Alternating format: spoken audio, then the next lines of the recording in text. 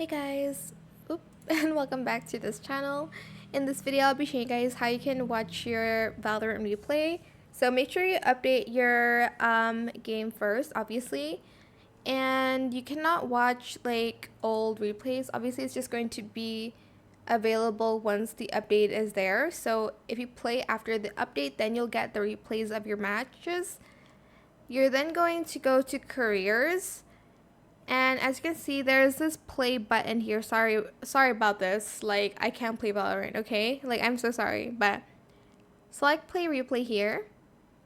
And then it's going to enter your replay. It's going to show you what time you played and when you played as well.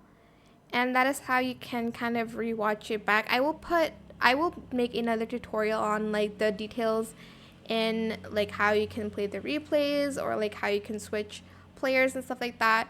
But this is just how you can go back and play the actual replay of your game.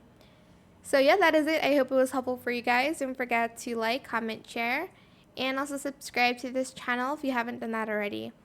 If you have any more questions about this video, just leave it in the comment section down below. I'll try my best to answer them all for you guys. And if you found this video helpful, please click the thanks button as well. That is it. Thank you so much for watching. Bye.